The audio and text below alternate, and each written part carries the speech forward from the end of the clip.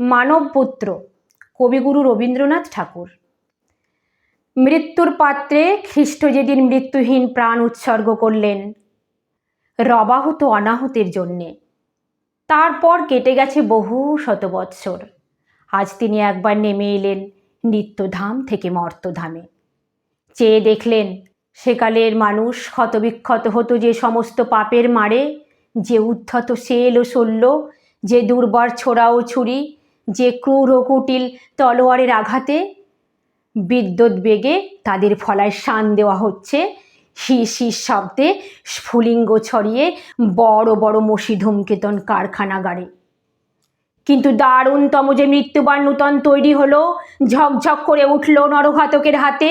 পূজারি তাতে লাগিয়েছে তারই নামের ছাপ, তীক্ষ্ণ নখে আঁচড় দিয়ে। খ্রিস্ট বুকে হাত চেপে ধরলেন, বুঝলেন শেষ হয়নি তার নিরবিচ্ছিন্ন মৃত্যুর মুহূর্ত। সেল তৈরি হচ্ছে বিজ্ঞানশালায়, বিঁধছে তার গ্রন্থিতে গ্রন্থিতে। সেদিন তাকে মেরেছিল যারা ধর্ম মন্দিরের ছায়ায় দাঁড়িয়ে, আজ তারাই নূতন জন্ম নিচ্ছে দলে দলে। ধর্ম মন্দিরের বেদির সামনে থেকে পূজা মন্ত্রের সুরে ডাকছে ঘাতক সৈন্যকে, বলছে মারো মারো।